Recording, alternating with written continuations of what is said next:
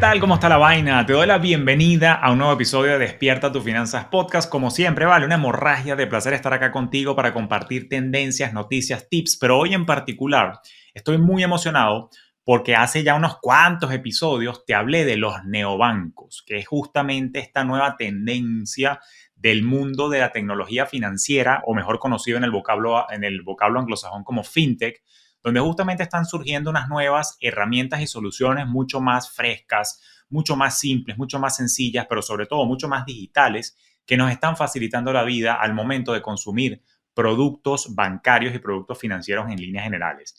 Y tuve la dicha de dar con un emprendedor y estoy muy orgulloso de él porque primero es un emprendedor latino que se radicó acá en los Estados Unidos y que a través de su proyecto, del cual ya te vamos a contar, tuvo la oportunidad de formar parte nada más y nada menos que de una de las aceleradoras más prominentes e importantes del mundo de los startups en los Estados Unidos, conocida como Y Combinator. Y eso para mí es un orgullo porque quiero ver a los latinos comerse el mundo y contribuir al progreso de la sociedad y particularmente la industria financiera para la cual yo pertenezco. Pero aunado a ello, es hermano de mi mentora de mercadeo, a quien le tenemos mucho cariño en esta comunidad de Despierta tus Finanzas Podcast, es hermano de Vilma Núñez. Así que sin mayor preámbulo, tengo que caerle a demasiadas preguntas y estoy orgulloso de tener acá a nuestro querido Piero Núñez del Risco. Piero, bienvenido acá a Despierta tus Finanzas Podcast. ¿Cómo estás?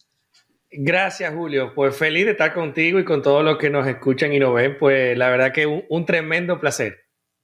No, encantado, encantado. De verdad que cuando supe de tu proyecto, que tiene un nombre, por cierto, bastante caribeño y que ya vamos a hablar de él, del proyecto de la empresa Sí. Pana, que justamente está en el sector fintech, y estuve leyendo las noticias y de verdad que es súper, súper impresionante.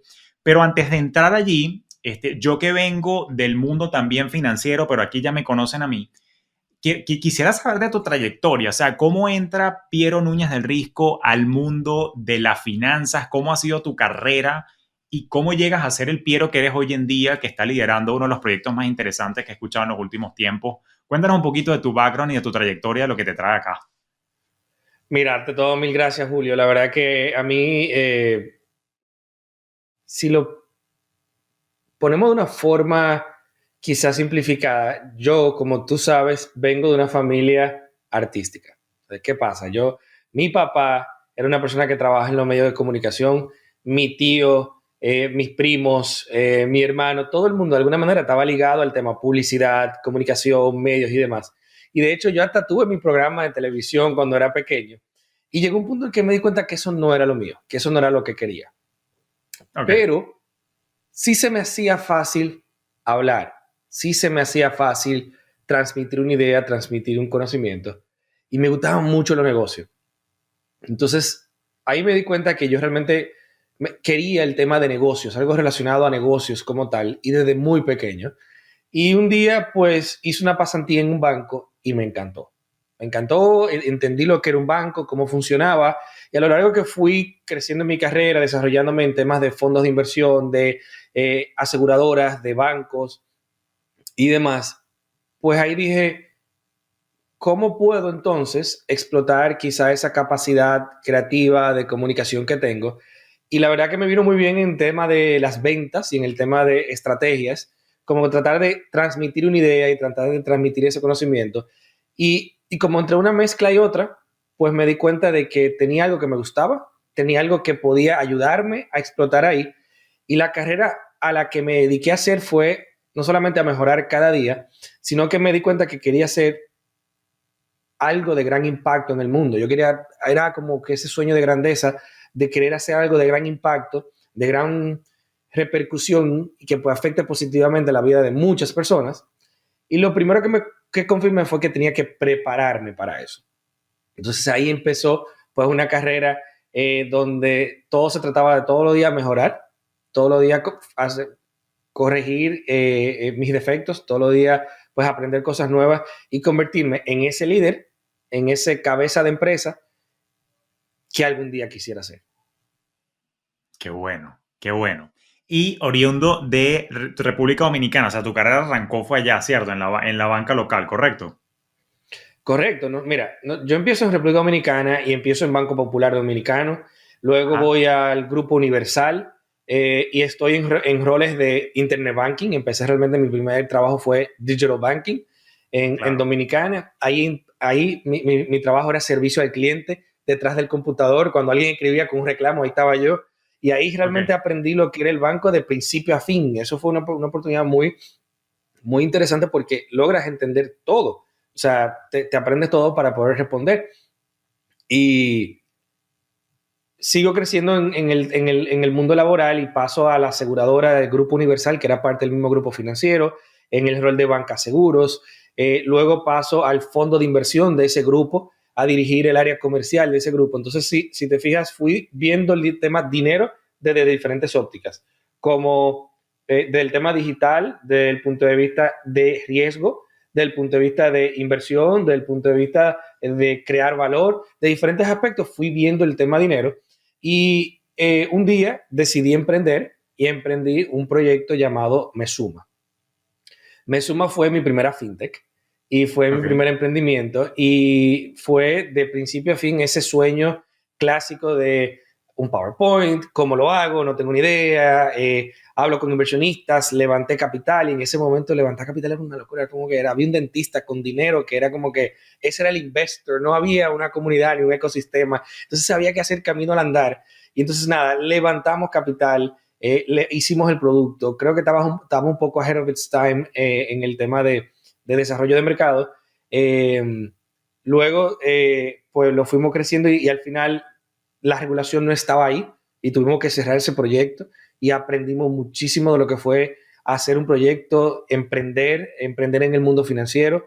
Y en paralelo, pues iba, como te decía, creciendo en el mundo profesional. Tuve en banco, aseguradora y en fondos de inversión, hasta que un día eh, me contactan de Scotiabank y me dicen, Ok. mira, estamos buscando una persona que pueda hacer, que tenga experiencia comercial, de negocios, pero al mismo tiempo digital, de tecnología. Y de hecho, yo, al igual que muchos amigos míos, dijeron, pero ese puesto es tuyo, ese eres tú. Y entonces, obviamente, ahí, pues me llenó de entusiasmo y ahí, pues me contrataron como el head de banca digital para todo Caribe, Centroamérica y Uruguay de Scotiabank, donde me tocó armar la fábrica digital de la región, llevar un equipo de 18 a 180 personas, inclusive en el medio de la pandemia. Fue una experiencia extraordinaria. Y ya con esa experiencia, pues combinada, pues fue que tuvo el pie de armar pan. No, qué bueno, qué bueno. Hay dos preguntas, me encanta tu historia y tu trayectoria. Hay dos cosas que te quiero preguntar de lo que acabas de decir. La primera, de tus días de la atención al cliente, o sea, te admiro porque me imagino que se necesita, bueno, lo sé yo también de primera mano, pero se necesita una paciencia mundial. ¿Cómo sentías tú a nivel desde el punto de vista de la población? O sea, ¿qué tan rudo era el tema de la atención al cliente, la gente que utilizara la banca en línea, no la utilizara? O sea, ¿cómo fue esa experiencia como tal de trato? Y no sé si tienes alguna anécdota o algo loco que recuerdes de cómo eran esos días, porque es importante, ¿por qué te lo pregunto? Bueno, primero por conocer cómo fue tu experiencia, pero también porque muchas de las personas que sintonizan este podcast también están emprendiendo y quizás hay alguna enseñanza que sacar de esos días tuyos de atención al cliente y de dar la cara por el banco. Mira, yo tenía 19 años Ok, y no se me olvida jamás hasta mi sueldo, porque me acuerdo con exactitud cada detalle de ese trabajo y de cómo yo sentía que era un ejecutivo bancario, pero literalmente ok, estaba empezando por el primer peldaño de la banca. Eh, y me tocó vivir una experiencia muy bonita y enriquecedora. Y lo digo ok. porque cuando te toca trabajar en servicio al cliente, como te decía al principio, te toca aprender de todo. Y de hecho, Ajá, hoy en día en Pana, yo hago servicio al cliente también. Yo trabajo y ok. escribo y conecto con mis clientes. Y hago que el resto del equipo, invito a que todo el equipo haga lo mismo en cierto momento, porque ahí es que tú realmente entiendes el cliente, entiendes el consumidor, entiendes la necesidad de tu cliente. Pero además, en el caso de mi primer trabajo, me tocó leerme todo ese texto para entender cómo era una transferencia bancaria, cómo era una transferencia internacional, qué era SWIFT, qué era ABA, qué era ¿entiendes? O sea, qué era un depósito de cheque, qué era una reclamación, todo ese tipo de cosas, una transacción duplicada y cómo funciona la parte de atrás. Todo eso, pues obviamente me tocó aprenderlo en esa posición y me llenó de muchos aprendizajes muy bonitos que lo recordaré por siempre, pero también me ayudó a esa disciplina de entender tu cliente, pero también entender el producto, entender la empresa desde principio a fin. Sí, me gusta que hayas mencionado eso porque sí, muchas personas emprendedoras que están en mi comunidad normalmente tienen la pasión por hacer algo o hacerte llegar un producto o servicio, pero como que le han huido al tema de la interacción con el cliente y yo creo que, al menos en mi caso en particular, el tema de social listening y ponerme, yo hago lo mismo que tú. Me gusta que hayas aconsejado eso como CEO del proyecto porque yo creo que uno tiene que bajar a tierra un poco y justamente interactuar con esa persona a la que le estás resolviendo algo o a la que le está llegando tu oferta para de primera mano entender, bueno, cómo está interactuando esa persona con mi producto y servicio y qué puedo hacer yo mejor para tomar decisiones estratégicas, pero siempre, y aquí voy con el anglicismo para ti que nos escuchas, siempre con una orientación client-centric, como quien dije, siempre poniendo al cliente de primero para poder tomar buenas decisiones asertivas. Ahora, fíjate algo, y explorando un poco tu vida personal, yo entiendo que ya tú tenías la visión y ese apetito por el impacto, pero quisiera explorar y que me cuentes un poco de tu experiencia personal de cómo decides y cómo fue tu proceso de pasar de empleado a emprendedor, porque también acá quien nos escucha puede que esté en ese limbo donde, bueno, estoy en la vida corporativa, pero tengo miedo de dar el salto y no sé exactamente cómo hacerlo. ¿Cómo lo viviste tú? ¿Cómo fue tu proceso para ver qué podemos aprender de tu trayectoria y cómo podemos conectar a ver cómo se puede hacer esto en estos tiempos? Ay, Julio, tocaste una fibra de mi corazón bien, Ah, bien viva que fue, que fue, que tuvo muy presente por muchos años de mi vida. ok, Porque te digo la verdad, cuando empecé, o sea, siempre, siempre desde pequeño, desde 8 o 9 años, de los 8 o 9 años, yo sabía que quería ser un gran empresario, mi propia empresa, qué sé yo. Eh, y siempre que fui a trabajar en ese tipo de empresas, siempre lo hacía con mi visión clara de que hago esto para aprender de la mejor escuela, porque en un futuro quiero tener una empresa como esta o más grande. Entonces siempre fue como tomando nota, siempre fue muy consciente de lo que quería, pero hay un proceso importante en ese paso de que tienes que aprender a desaprender, tienes que aprender a descomponer tu idea preconcebida y la forma en la que tú lo ves y tener la apertura de conocer cosas que no tenías ni idea que no sabías. Hay cosas que sabes, hay cosas que no sabes, y hay cosas que no sabes que no sabes. Entonces, ese mundo desconocido hay que tenerle mucho respeto. Y eso pasa cuando entras al mundo laboral con total apertura y humildad para hacer una carrera y para aprender de todo lo que te toca aprender. Yo, en un punto de mi carrera, obviamente me di cuenta de lo que me gustaba, la estabilidad que te da el mundo laboral. sí, Y al mismo tiempo me encantaba el tema de emprendimiento. Y poco a poco fui aprendiendo varias cosas. Una de ellas es que tú no eres ni mejor ni peor si eres emprendedor o empleado. ok, Tú no eres ni más talentoso ni menos talentoso.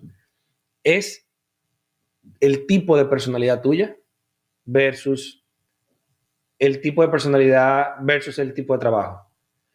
Ser emprendedor requiere un nivel de tolerancia y riesgo, estar cómodo con la incertidumbre y realmente querer hacer un tipo de cosas que quizás no te la permite, no puedes hacerlo como empleado. Pero en el mundo laboral yo conocí tantas y tantas, tantas personas supremamente brillantes, pero muchísimo más inteligentes que yo y el que me rodea y todo el que me rodea. Entonces, tú te das cuenta de que tiene que ver mucho con tu personalidad, tiene que ver mucho con quién ok. tú eres. Yo recuerdo que hace 20 años yo le dije a mi novia de entonces, que hoy es mi esposa, le dije, algún día yo voy a tener mi propio banco. Y esa carrera fue evolucionando hacia un punto donde tuve mi primer emprendimiento, no funcionó como queríamos. De hecho, eso fue un duelo, porque es un duelo cuando un emprendimiento no funciona. You get picked up, te levantas, te sacudes, vuelves al terreno y pues sigues tu lucha, ¿no? Sigues tu carrera. Yo en un momento tenía un empleo y ese emprendimiento. Ok. Y yo quería dar el salto. Pero si por un lado era difícil por el miedo, pero por otro lado no podía porque económicamente no tenía la posibilidad de vivir del proyecto. Entonces, una de las cosas que necesitas también tener a la hora de emprender es la claridad de que económicamente puedes en ese momento hacerlo. Porque si no, psicológicamente no vas a estar tranquilo quizá para desarrollarlo como se debe. Eh, yo recuerdo el día que tomé la decisión de pasar de Scotiabank con un rol ejecutivo muy bueno hacia el emprendimiento de pana. Y recuerdo que se dio en un punto donde estaba en el pico de mi carrera profesional y me estaba yendo súper bien y justo habíamos pasado el pico de la pandemia y en la banca digital en la pandemia nos fue muy bien desde el punto de vista de progresión, de avances. Y era un momento, la verdad, que interesantísimo. Y ahí, mira la cosa de la vida. Me ofrecen irme a Toronto a otro rol y que la verdad que era muy atractivo. Y yo dije, pero espérate, eso es mudar mi familia, mudarnos a un nuevo rol y eso es un compromiso de varios años. Yo en ese momento tenía 36 y yo dije, ¿sabes qué? En 4 años yo voy a tener 40 años y si realmente Claro. llega el momento de yo tener los 40 y no hice ese neobanco, ese sueño que yo siempre tenía, ese deseo que siempre tuve, si no lo llego a hacer, me voy a arrepentir el resto de mi vida. Y eso era más fuerte que el deseo de estabilidad que yo tenía. Y entonces ahí viene una parte interesante que fue cómo yo le vendía a mi familia, a mi esposa y a todo el mundo ese cambio. Ajá, ajá, ajá. Óyeme, dicen que lo primero que tienes que hacer es atraer la gente que te rodea para que se unan contigo a la misma causa. Luego tienes que enamorar a un equipo y luego un equipo a un grupo de inversionistas y luego a tus clientes y luego a tu consejo y así sucesivamente. Pero todo empieza con el grupo que te rodea.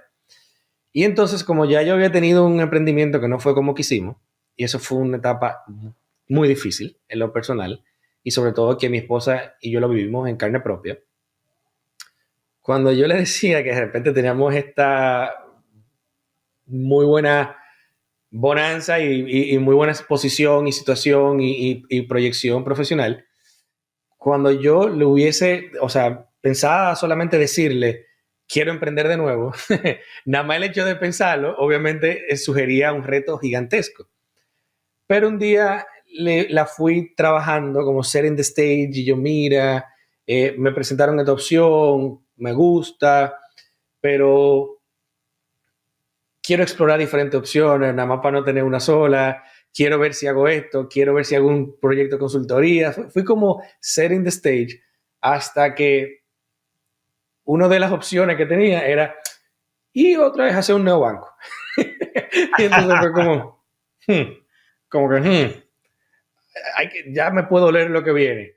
Entonces un día, la verdad es que el tema fue avanzando en mi cabeza y en el research, y en 2 o 3 llamadas que hice, hasta que un día le dije, mira, esto es lo que yo quiero.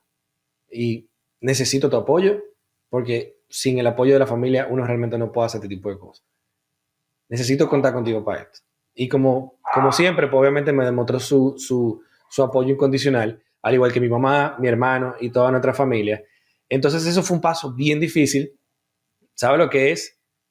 Renunciar a algo muy bueno, pero obviamente sí hicimos una planificación. Dijimos, mira, yo tengo unos ahorros, yo puedo decir, el plan fue, vamos a decidir 6 meses para darle chance a este proyecto y tenemos los ahorros para esos 6 meses darle este chance a este proyecto.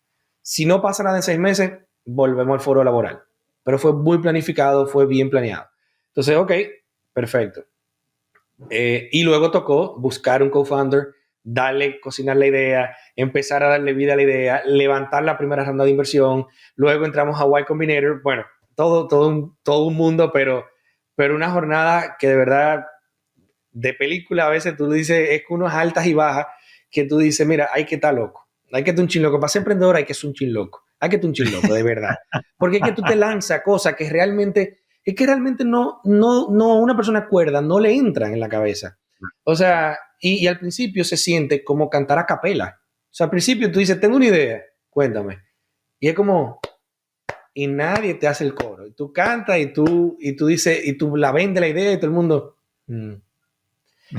Hasta que de repente alguien tan loco como tú dice, vamos. Y entonces y el coro va creciendo y de repente se unen dos o tres y de repente ya es un coro. Ahora, cuando ya es muchas personas están de acuerdo contigo, ya es facilísimo, obviamente, contagiarse del coro y del momento y del ritmo, pero al principio esa es una de las capacidades que tienen los emprendedores de levantar y cantar a capela, cantar sin libreto, cantar sin música y sin nadie que te acompañe.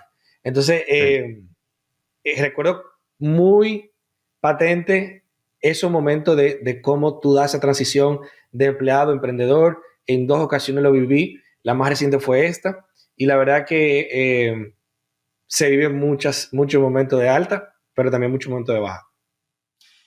Una de las cosas que rescato es lo que estás comentando, porque aquí también en otros episodios hemos hablado de finanzas en pareja y tienes mucha razón, ¿no? Evidentemente tu principal punto de apoyo es tu pareja si estás haciendo vida de ese estilo. Y tienes razón, porque tu primera gran inversionista, no en capital, pero sí en capital emocional, no capital financiero, pero sí emocional, naturalmente es tu pareja y te tiene que poder acompañar y de alguna manera estar de acuerdo porque si no surgen una serie de fricciones y malestares que, bueno, que terminan muy mal.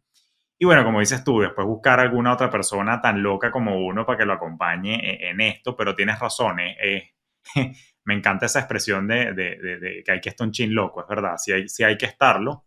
Pero también te doy las gracias porque en este podcast también hemos sido muy conciliatorios con el tema de que ser emprendedor no nos hace mejor que un empleado. Simplemente hay distintas tolerancias de riesgo, distintas aspiraciones a estilos de vida y al final del día el mundo nos necesita a todos. Yo personalmente como asesor y educador y conferencista en el ramo de finanzas siempre digo, ambos caminos te pueden llevar al bienestar financiero. Es cuestión de que tú lo vivas con intencionalidad y en paz con tu decisión. Pero conecto contigo porque me gustó mucho y quiero rescatar que yo viví un proceso parecido al tuyo, te lo comento a ti en breve, pero ya quien nos escuchan ya me conoce. Yo también intencionalmente pasé por la vida corporativa sabiendo que algún día quería ser independiente, pero ahí quería pedirte unas palabras, sobre todo para la generación más joven que está buscando emprender. Fíjate que tú fuiste muy sabio e intencional y tú dijiste, lo mismo que dije yo, nos parecemos en eso, así que salud por eso. Yo voy a pasar por la banca y voy a tratar de estar en los mejores bancos de mi país para yo entender cómo se maneja esto. Y después, con esa sabiduría, yo veo cómo la capitalizo por mi cuenta. Yo hice exactamente lo mismo, solo que lo mío era más aplicado al mundo de las inversiones puramente. Pero hay personas y hay jóvenes que quisiera, qué palabras le podemos decir, que inclusive se quieren saltar la universidad o le tienen absoluta alergia a una escuela corporativa y quieren salir de una vez con sus proyectos y con sus ideas. ¿Tú crees que eso es sabio? ¿Tú crees que eso es oportuno? ¿Tú crees que todos deberíamos pasar por una escuela o simplemente la calle puede ser tu escuela? Depende. ¿Cómo lo ves tú? ¿Con qué le decimos a los emprendedores que están más jóvenes buscando cómo es su trayectoria para el éxito? Porque yo personalmente estoy un poco sesgado a que yo creo que la universidad y la banca, a mí, la vida corporativa, me dio estructura. Y sin esa estructura yo no tendría el éxito que tengo hoy en día. Es mi opinión, pero como no viví lo otro, no sé si estoy equivocado o no. ¿Cómo lo ves tú? ¿Cómo lo sientes tú? Mira,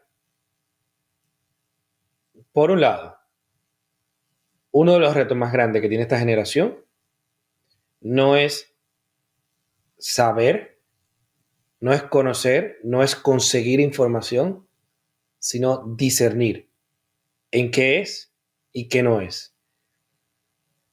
De hecho, vivimos en la era del fake news. Eh, ya, por ejemplo, con mi mamá no hay forma de que entienda que hay cosas que hay mucha noticia y que no se trata de que ella vio un estudio que comprobaba lo que ella quería saber, sino de cómo ir formando ese criterio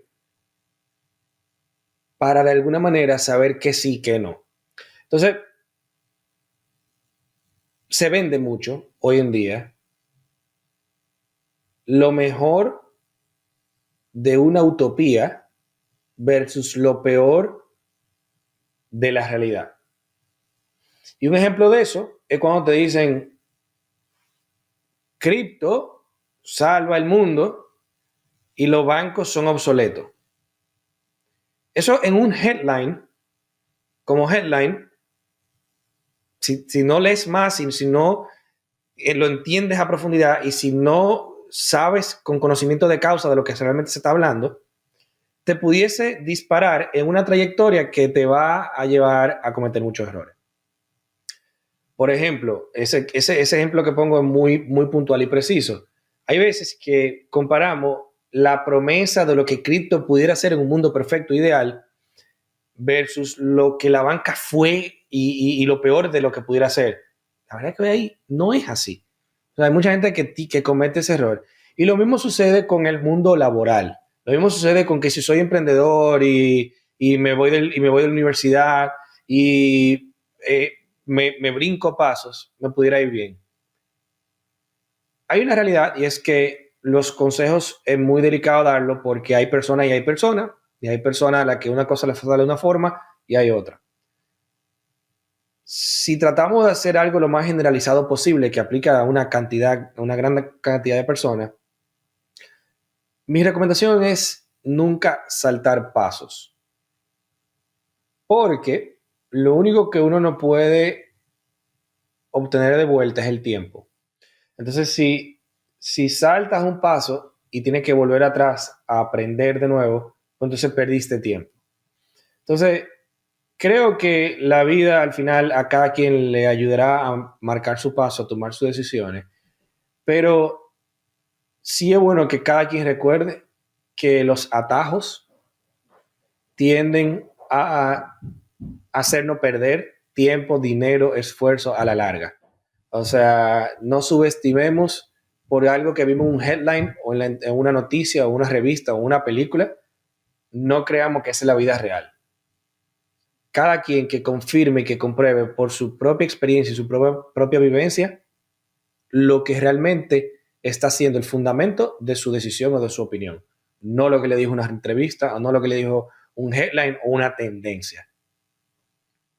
Estoy totalmente de acuerdo y me gusta eso, lo de los atajos, y me parece una manera muy elegante de ponerlo, tratar de no brincarnos etapas y pasar por un proceso de aprendizaje. Y bueno, y estoy coincido contigo, o sea, hay casos de casos, todo depende también del capital social y capital económico que cada quien tenga. De repente, si tú de repente vienes de una familia acaudalada, bueno, no necesitas ninguna escuela porque capaz tienes el soporte del network y la economía familiar que te ayudan a arrancar un proyecto, y los que son asesores de tu familia pueden ser los tuyos, pero otros que de repente venimos de otro tipo de origen, bueno, sí necesitamos hacer eso, pero me gusta que por lo menos no hay que buscar atajos, sino justamente tratar, muy fintelhor eso de tratar de no desperdiciar el tiempo. Y de esa manera entiendo entonces que de una forma planificada, consensuada, negociada con tu esposa, das el brinco y empieza entonces este proyecto Pana, que me encanta el nombre. Háblame del origen de Pana como tal.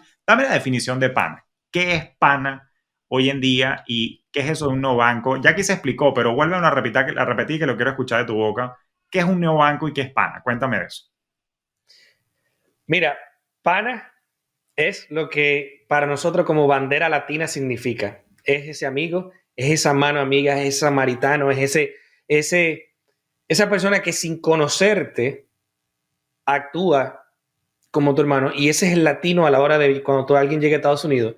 Si llega una persona a Estados Unidos que es amigo de un amigo que yo no conozco, es muy probable que el que ya vive en Estados Unidos reciba a esa persona que viene como si fuera una familia.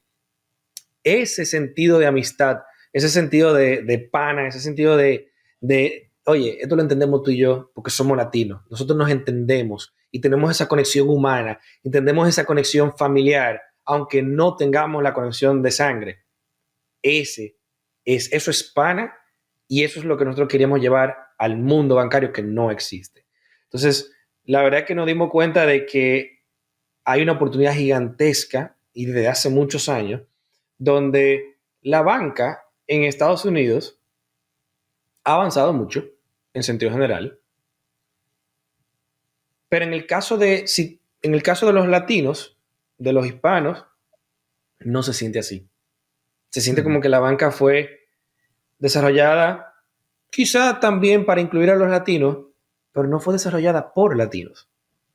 Y ujú, quizás por eso es que es una de los latinos, los hispanos en Estados Unidos, somos una de las poblaciones o diásporas que crece con mayor rapidez y la que más economía o dinámica económica tiene, pero que al mismo tiempo somos de los más underserved o desatendidos financieramente, que es lo mismo que subbancarizado más los no bancarizados. Entonces, obviamente esa realidad la conocemos nosotros, la conoce todo el que la vive en carne propia y la conocen también en el mundo de inversionistas. Entonces, un día vengo a Estados Unidos, me doy cuenta de esa realidad y digo, pero espérate, esto es una realidad que la estoy viviendo yo, la están viviendo millones de personas. Esto es algo que hemos hecho o hemos desarrollado en otros países. Esto es algo que nos apasiona mucho. Esto es alguna realidad que queremos cambiar, que creemos que podemos cambiar y que la verdad que nos llega muy cerca porque la hemos vivido en carne propia y dijimos, tenemos que hacer algo. Y ahí es que desarrollamos PANA como un neobanco, que un neobanco es una solución bancaria que no tiene sucursales físicas, sino que se maneja todo a través del teléfono o el computador, donde puedes abrir una cuenta bancaria en el caso de PANA, puedes abrirla con tu pasaporte sin un Social Security Number o con tu Social Security si lo tienes. Eso es algo que yo no pude hacer en el momento que entré, porque al no tener social en ese momento tuve que ir a una sucursal bancaria y se sintió como un viaje al año 96 y eso fue apenas un par de años. Me sentí que no querían mi negocio, me sentí que papeles, incómodo, nunca tuve contacto con la persona de nuevo. En fin, yo dije, ¿sabes qué? Esto tiene que cambiar. Y ahí fue que emprendimos este sueño de hacer pana. Y si volvemos al principio de la conversación, yo siempre soñé con hacer mi propio banco. Entonces, nos reunimos con Luis. Luis es mi cofundador y CTO, un amigo de hace muchísimos años, una persona que probablemente la mejor decisión que he tomado en pana ha sido tenerlo a él de co-founder y socio y gracias a Dios él dijo que sí. Y nos unimos y le dimos vida junto a este sueño en conjunto y así nace Pana. Puedes abrir una cuenta con o sin Social Security Number, puedes enviar remesas a más de 80 países sin comisiones escondidas y de hecho gratis hasta $300.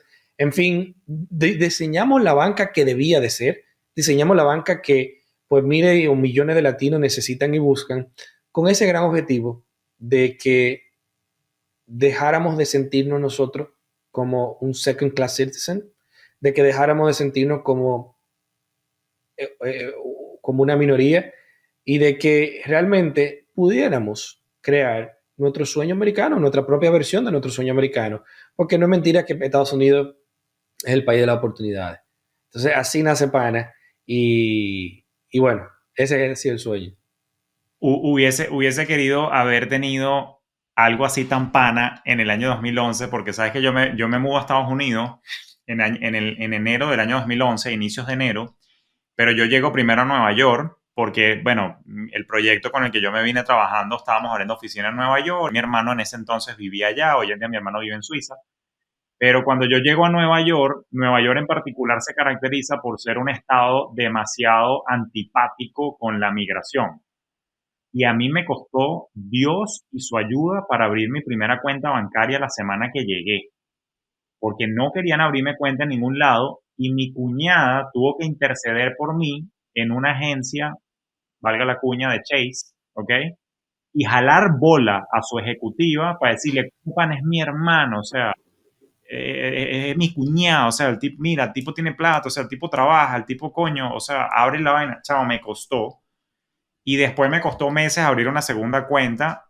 Ya cuando me mudé a Miami un año después, yo vi que Miami era un poquito más amistoso. Ciertas zonas de Miami, algunos bancos eran más amistosos, pero aún así te la ponían cuesta arriba y de verdad que era difícil. Hay una cosa que quiero aclarar. Dijiste que puedo abrir la cuenta con pasaporte o Social Security Number, pero le abres cuenta nada más a personas que viven en los Estados Unidos, ¿cierto? Nada más a quienes viven en Estados Unidos, te pregunto.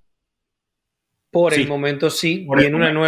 una nueva etapa donde pues, probablemente podremos abrir cuenta a personas que viven fuera. Que viven fuera y cuando esa etapa llegue, si me permites adelantarme en lo que estás trabajando, cuando logres materializar eso, vas a poder abrir cuentas sin que la persona venga a Estados Unidos a distancia. O tiene que venir la persona también para acá. No, esa es la idea y estamos trabajando, pero aún un poco temprano para eso, pero es la idea. Por el momento, personas que viven en Estados Unidos. Ok, entonces, para ti que nos escucha, a la fecha en la que hicimos esta grabación, a inicios del año 2023, esa es la situación. Pero si nos estás escuchando muy en el futuro, esto pudo haber cambiado. Entonces, bueno, es cuestión de que nos actualicemos con los panas a ver qué están haciendo. Pero bueno, me encanta que estés buscando esa solución. Ahora, una pregunta técnica que te hago para repasar. Esto yo lo hablé en otro episodio, yo solito, pero quiero repasarlo contigo. Exactamente cómo opera un neobanco. O sea, un neobanco como tal es un banco en sí o es una solución encima de un banco. Explícanos un poquito en palabras llanas para que nos entendamos. Claro, mira, un neobanco cambia o varía por país, Ajá. dependiendo de la regulación de ese país. Hay países, para contexto, donde tú tienes una licencia de fintech, una licencia de empresa de tecnología financiera, donde esa fintech se constituye como con una licencia de fintech, se desconecta directo al sistema financiero y opera según unas reglas específicas. En el caso de los Estados Unidos, las fintechs cómo funcionan es que hoy en día, si queremos emitir productos bancarios, tenemos que trabajar con un banco, de la mano con un banco. Entonces, detrás de nosotros hay un banco que es el Piermont Bank, que es un banco asegurado por el FDIC, donde cuando abres una cuenta con PANA, tu dinero está resguardado ahí en Piermont Bank y tienes obviamente la garantía del FDIC o la seguridad de que tu dinero está seguro. Entonces, por fuera de lo que es la institución bancaria como tal, obviamente nosotros tenemos una plataforma que va desde el aspecto de procesamiento de pago, desde el aspecto de la aplicación, del aspecto de inclusive de las remesas y demás, pero un neobanco conecta esos diferentes componentes, banco, procesador, impresora de tarjetas, la parte de la remesa, y todo ese conglomerado de cosas, pues un neobanco lo agrupa todo y ofrece el servicio bancario tanto de apertura de cuenta como de transferencias, de pagos y de recaudos, todo a través de una aplicación bancaria de algo 100% digital, o sea, sin sucursales físicas. Si el neobanco, como es el caso nuestro y de los demás, nos conectamos, por ejemplo, a redes de carga y recarga, donde, por ejemplo, puedes ir a depositar efectivo en una red de cajeros o en una red de establecimientos a lo largo de todo Estados Unidos. Claro. Y precisamente por el hecho de que eres 100% digital, eso es lo que hace que para nosotros los usuarios sean unos servicios más accesibles, donde no nos clavas con tantos fees como la banca tradicional que tienen que mantener una torresota en Brickell Avenue y en Manhattan, ¿no es así? Sí, la verdad que esa agilidad y esa ligereza de peso de estructural que tienen los nuevos bancos nos permiten transmitirle al cliente pues esos beneficios. Pero hoy en día inclusive ni siquiera se trata ya solo del tema de una ventaja económica o a nivel pues monetario como tal o de precio como tal, sino que se trata de la atención personalizada. O sea, y no solamente personalizada, sino un producto que realmente vaya dirigido a un público específico y que de verdad te entienda y que de verdad tenga las características ad hoc que sean para ti como persona, como segmento y demás, ¿no? Entonces, ya la tecnología lo que nos ha permitido es llevar, en vez de un producto, una cuenta de ahorro normal y abierta a todo el mundo, tener un producto que sea para nicho, ¿no? Que sea para un tipo de persona específica, para un segmento con necesidades o características específicas, y servir a un nicho ya tiene una economía de escala por el tema de que te hablaba de cómo te ha estructurado el neobanco, y eso nos permite llevar a un nicho, pues, ventajas económicas y de precio. No, absolutamente. Y te hago una consulta. En esta etapa del proyecto, a la fecha de esta grabación, ¿estás atendiendo nada más a personas naturales o también estás atendiendo a negocios en Pana? Literalmente, ayer o antes de ayer abrimos la primera cuenta empresarial de Pana porque nos dimos cuenta que el segmento pyme o mi pyme tiene muchas necesidades de no solamente tener una cuenta bancaria, operar. Mira, abrir una cuenta bancaria con Pana toma 10 minutos, pero abrir una cuenta bancaria, si tú eres una empresa en un banco X, te toma hasta días. Entonces, nos dimos cuenta que había una oportunidad interesantísima y además muchos de nuestros clientes sin nosotros buscarlo, han sido pues empleados o contratistas de empresas y la empresa que es pues el empleador de esas personas es que se nos ha acercado y nos han dicho, me gustaría abrir una cuenta empresarial con ustedes para hacerle direct deposit a estas personas en vez de yo pagarle en cheque como le pagaba. Porque Pana de repente ha sido la primera cuenta bancaria de muchas personas. Claro, claro, totalmente. Sí, claro.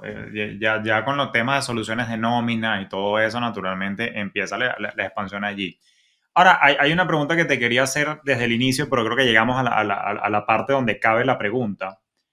Desde la perspectiva del emprendimiento, del desarrollo de la idea, y una de las cosas por las cuales, a pesar de que nos estamos conociendo desde ya, te siento pana, hermano, y me siento orgulloso de ti. ¿Cómo carajo entraste a Y Combinator? Qué vaina tan buena. Para ti que nos escuchas y que nos estás viendo en YouTube, te cuento que Y Combinator es como la meca del emprendimiento de Silicon Valley. O sea, entrar en esa vaina, o sea, ahí empresas como Airbnb pasaron por ahí. Entonces, es una aceleradora que de verdad es una fuente de conocimiento y de network que tú lo vas a poder describir mejor que yo. Que coño, que entrar de allí no es cualquier cosa. O sea, inspíranos, ¿cómo hiciste para entrar allí? ¿Cómo fue ese proceso? Háblanos de tu experiencia en Y Combinator. Mira, yo te voy a decir una cosa. Yo, o sea, he soñado con entrar a Y Combinator por muchos años. O sea, y mi cofundador también. Nosotros ambos habíamos aplicado a Y Combinator con nuestros otros proyectos, con otras ideas. O sea, había sido ya un sueño casi renunciado. Porque llegamos a aplicar N cantidad de veces, que sea en mi caso algunas 3, 4 veces, no sé. Y siempre me declinaban y era como, incluso tú llegas a pensar, not good enough. O sea, yo, nada. Y eso era con proyectos anteriores, ¿no? Cuando nace Pana como idea, eh, realmente yo dije, no sé, pero yo creo que aquí hay algo. Entonces, hablándolo con Luis, mi socio, yo le digo, ¿sabes qué? Yo creo que nosotros con esto podemos entrar a Y Combinator. Entonces, y él me dice, yo creo que sí. Pero como que todavía no queríamos creérnoslo. El punto es que, nada, armamos el proyecto, armamos la empresa y aplicamos Y Combinator en enero del 2022. Y era ese gran sueño que toda la vida tuvimos y de repente nunca nos había llegado un email de que para entrevistarnos y de repente nos llega el email para entrevistarnos. Yo no lo podía creer. O sea, Luis está en Barcelona y yo le digo, viejo, tú estás viendo, me acaba de llegar el email, ya tú sabes. Pero bueno, agendamos la cita, agendamos la llamada, pautamos la reunión y en la reunión, de repente, son 10 minutos y esos 10 minutos pasan como un minuto. Es una ráfaga de preguntas y En la llamada está Tom Blomfield, que es el fundador y CEO de Monzo, uno de los neobancos más grandes. Y eso de acuerdo, me acuerdo de hecho que hasta me sacó de concentración porque fue como que yo no me esperaba que él iba a tener la llamada. Y entonces eso realmente como que te lleva a un nivel de concentración que tú dices, tengo que decir la cosa súper clara, súper rápida, sin titubeo, y te sube muchísimo la adrenalina, el estrés y la tensión. Entonces, bueno, empezamos, pregunta y pregunta esto y pregunta esto, entonces te lo refutan y te dicen, sí, pero ¿por qué? Y tú tienes que defenderlo, tú tienes que hacer tu punto, entonces de ahí mismo pasa otra pregunta y tú como que te pierdes, tú no sabes dónde estás hasta que termina la llamada. Bueno, muchachos, gracias. ¿Ok? Y tú terminas esa llamada y tú dices, ¿y ahora? No sé si me fue bien o si me fue mal. Y entonces, nada, ese día te tienen que llamar o mandar un correo. Si no te aceptan, te mandan un correo. Y si te llaman, es porque te aceptaron. Pasaron, creo que fueron 9, 10 horas. Y ya era el cierre del día. Y yo decía, no puede ser, o sea, no puede ser. No puede ser que no me escriban, que no digan nada. Y me llega un email. Y yo, cuando veo el email, dice, tenemos 2 o 3 preguntas, follow-up questions. Ok. Cuando vemos la pregunta, decimos, nos encanta porque son preguntas que sabemos responder muy bien. Y en 24 horas respondimos todas las preguntas y le mandamos el demo y todo. Eso fue un sábado. Sábado, domingo, lunes, martes. El jueves me escriben por iMessage. Hola, Piero. Te habla tal persona de YC. ¿Puedes hablar? Claro. Y entonces me llama y me dice, mira, que te estamos llamando porque han sido aceptados y queremos que entren al programa. ¡Wow! Ya tú sabes, un griterío, una cosa. Y entonces yo cuando termino de hablar con él, nervioso así, llamo a mi socio que está en España, le digo, tú siempre quisiste ser un YC founder. ¡Mentira, va! Entonces, obviamente ahí nos volvimos locos los dos en la llamada y fue un momento de caer en cuenta de ese sueño que tuvimos toda la vida, de formar parte de YC. Y lo que siguió fue una experiencia inolvidable. La verdad que Y Combinator fue, la verdad, como haber entrado a esa top universidad que toda la vida quisiste, como haber entrado a ese grupo exclusivo que toda la vida quisiste. No sé, la verdad que la experiencia para nivel de relaciones, de conocimiento, de exposición y sobre todo de las amistades que tú haces ahí, pues ha sido una experiencia inolvidable. Qué bueno, de verdad que te felicito. Y bueno, para los que están emprendiendo, ya saben, pídanle tips ahí a Piero de mi parte. Mira, te escucharon de Julio Faina, ¿cómo fue la vaina? Vaya y pregúntele. Mira, Yo Piero, feliz de la vida. qué bueno, brother, qué bueno, y me alegra porque eso, me explico. Bueno, yo que personalmente conozco a tu familia, evidentemente sé la calidad humana y la calidad profesional que traes ya, a mí no hace falta explicarlo, pero lo que me encanta como latino, lo que me hace estar orgulloso y como buen pana, que familia que te siento, coño, es un espaldarazo muy sabroso a tu proyecto y si a Y Combinator le pareció interesante como para aceptarte, es porque venimos con todos los hierros a innovar y apoyar a la comunidad. Hay una pregunta que no quiero que se me escape, porque el tiempo pasa volando, pero hay una pregunta que no quiero que se me escape, y es que este humilde servidor, como líder de un movimiento de bienestar y liberación financiera para los hispanos, radicado en Estados Unidos, le quiere preguntar a un líder innovando en el sector de la fintech, ¿qué le depara a la comunidad hispana y particularmente a la de Estados Unidos con respecto al futuro de la banca, la bancarización? ¿Cómo ves tú el tema del hispano y la evolución en todos estos temas que has estado estudiando, que has estado viendo? Porque yo estoy anonadado con la noticia, que no es nueva, por cierto. Coño, que ya a la vuelta de unos años nosotros los hispanos vamos a ser la mayoría, la minoría mayoritaria de los Estados Unidos. Para el 2050 se prevé que del total de la población de los Estados Unidos, probablemente alrededor de 60 millones hablen español. O sea que sin querer queriendo y en el buen sentido, con la buena disposición de sumar, venimos a conquistar esta vaina. ¿Cómo ves tú el futuro del hispano y cómo podemos apoyarlo, chicos, entre los dos, para que el hispano eche para adelante con sus finanzas? Mira, estamos viviendo en un punto de inflexión gigantesco donde se está dando un cambio gigantesco en la tendencia. Eso yo lo veo como un punto neurálgico y un punto clave en la historia del latino en los Estados Unidos. ¿Por qué? Si fuéramos un país, el GDP de los latinos en Estados Unidos sería el quinto país más grande del mundo. O sea, tenemos una economía gigantesca cuando consolidas la economía de los latinos en Estados Unidos. Creo que el latino, si sabe prepararse, educarse, ser honesto, ser responsable, ser trabajador, yo creo que tenemos ventajas sobre muchas otras culturas porque tenemos arraigado en nuestro ADN unas ganas, un hambre, un drive, una fuerza, una energía y una forma de buscarle la vuelta a las cosas que es muy poca gente. Entonces esa viveza que nos describe a nosotros como diáspora es bien única, pero si a eso le sumas el calor del latino y la familiaridad del latino, yo creo que somos la verdad que una potencia importante. Un gran ejemplo de eso, ¿quién domina la música global hoy en día? Sí, señor. Los ritmos latinos. Los ritmos latinos. Los ritmos latinos.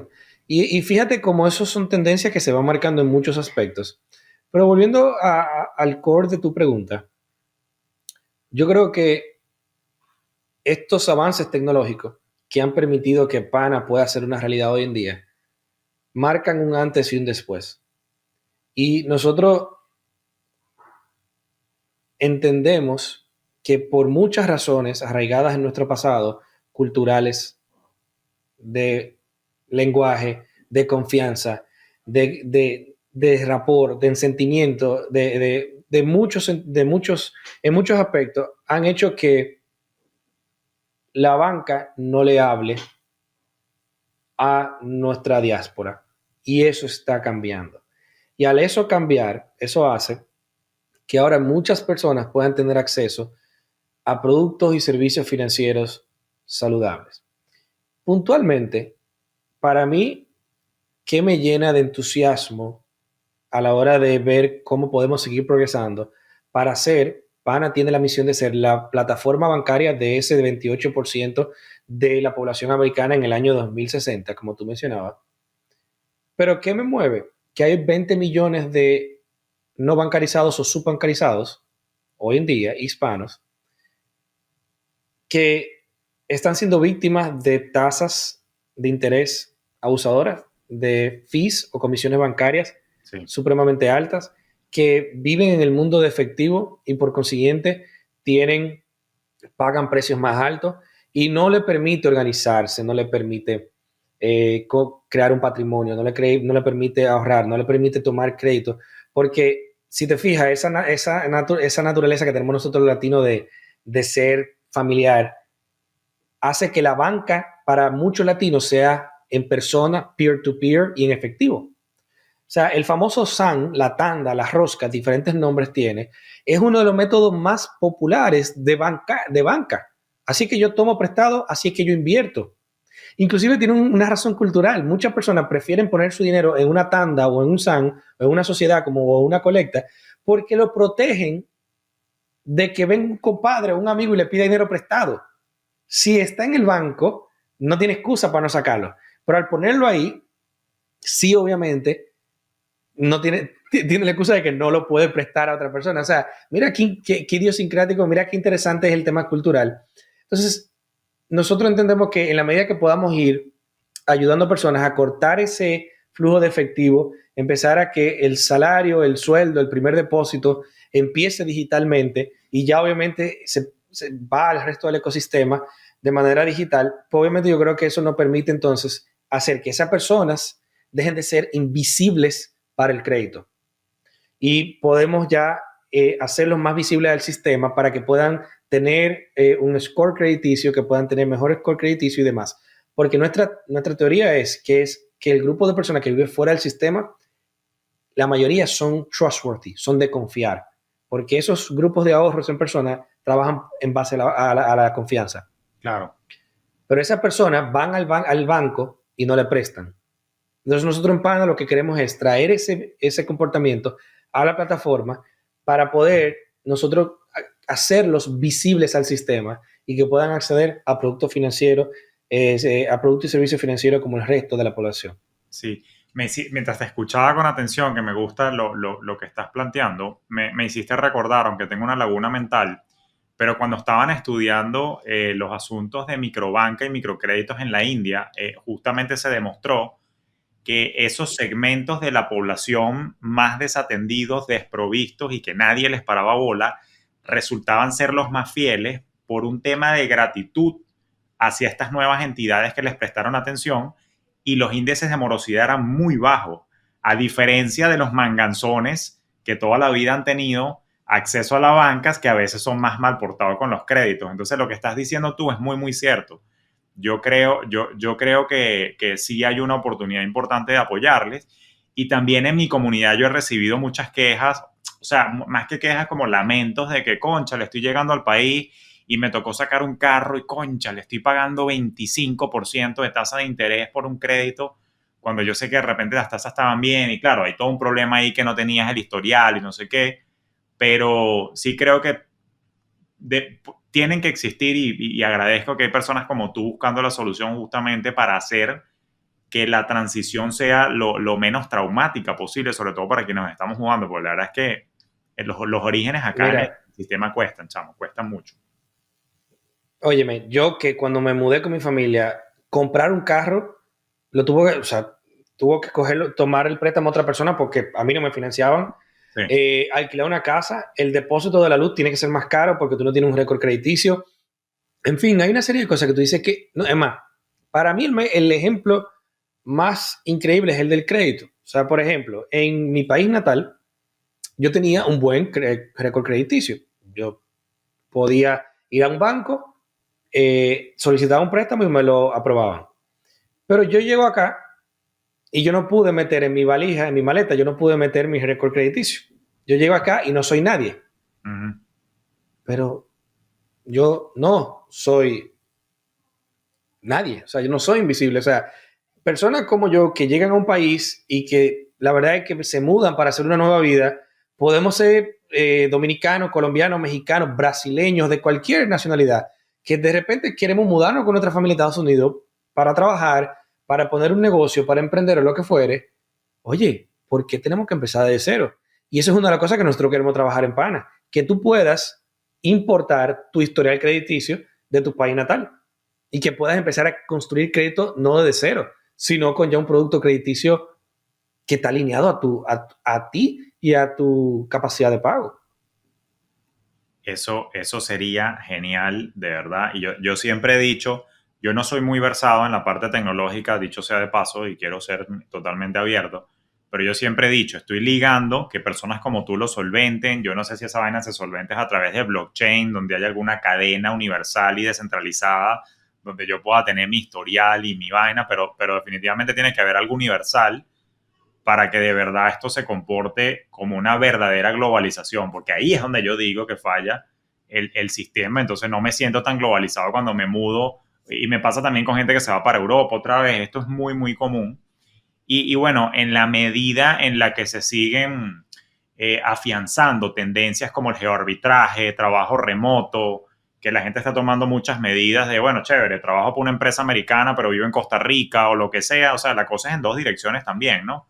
Entonces, de verdad que te agradezco que estés pensando en eso, porque es algo que todos los latinos de verdad te vamos a bendecir hasta el infinito y más allá por eso. Piero, a mí esta hora me ha pasado volando, pero estoy seguro que va a haber una parte 2 en la que nos actualices Claro. sobre el devenir de Pana. Pero para sumarizar, antes de despedirme, cuéntanos en este momento, a la fecha de esta grabación, exactamente quién puede contar y acercarse a Pana para atender y acceder a servicios financieros. Cuéntanos un poco, lánzanos la cuña. Si eres una persona que acaba de llegar a Estados Unidos, como lo fui yo hace unos meses, y necesitas una cuenta bancaria, como todo lo que estamos entrando a Estados Unidos necesitamos una cuenta bancaria, la forma más fácil de abrirla es con PAN. Con tu pasaporte, puedes abrir una cuenta bancaria y no solamente no tiene mínimos, no tiene comisiones escondidas y demás, sino que también tan pronto la sacas, recibes tu tarjeta de Visa débito y puedes enviar remesa de vuelta a casa, puedes enviar transferencias a tu cuenta bancaria detrás en casa o a tus familiares y amigos por la aplicación libre de comisiones hasta $300. Y ese es apenas nuestro primer producto. La verdad que entendemos que ese era un pain point o punto de dolor crítico y por eso lanzamos esa aplicación y la verdad que ha sido una sorpresa gigantesca el ritmo de crecimiento que venimos llevando y bueno, ahí vamos y esperamos en la próxima entrega contarles un poquito de esa novedad con la que venimos después de esto. No, qué bueno, qué bueno. Oye, y refréscame algo, ¿exactamente cuándo arrancó Pana? Mira, Pana arranca en el 2021, armamos el equipo, armamos la empresa, constituimos la empresa, pero el proyecto empieza como tal a inicios del año 2022, o sea, hace el año pasado. Estamos literalmente cumpliendo prácticamente un año de que empezamos a desarrollar la aplicación. En julio, más o menos, lanzamos un soft opening para Friends and Family para probar la aplicación, para ver que todo funcionaba bien. Y por ahí, por septiembre, octubre, fue que ya lanzamos al público de manera abierta. No, buenísimo, buenísimo. No, y además que te digo, el nombre está todo chévere y la verdad es que la filosofía con la que estás trabajando, como digo yo, es muy Fintelhover. Pensamos igual así, o sea, hacerlo todo más sencillo, más simple, más ameno y sobre todo más cálido, que es uno de los valores que nosotros compartimos justamente en este podcast. Así que, Piero, de verdad que te agradezco mucho por tu tiempo y en nombre de la comunidad hispana en los Estados Unidos me tomo la atribución de darte las gracias por nacer, por existir y tener ese ímpetu de poder ayudarnos y facilitarnos. Y bueno, espero tenerte nuevamente por acá por el podcast. Claro que sí, gracias a ti, gracias a todos los que nos escuchan, pero gracias a Fintelhub por ayudarnos a transmitir ese mensaje, a comunicar un poco de lo que nosotros los latinos somos capaces de hacer, pero sobre todo de lo que se viene y de lo que vamos a hacer. Así que gracias, de verdad, gracias a ti y gracias a todos los que nos escuchen.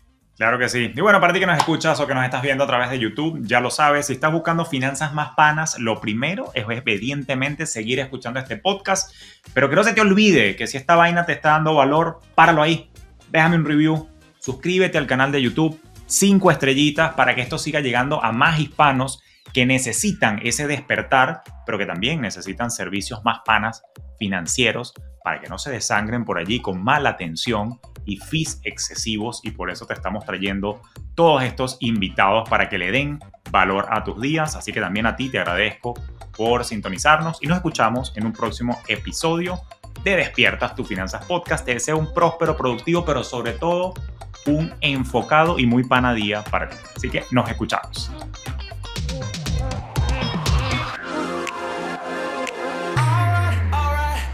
Esto fue Despierta tus Finanzas Podcast con Julio Cañas, un espacio presentado por Fintelhub para impulsar tu bienestar financiero en tus propios términos.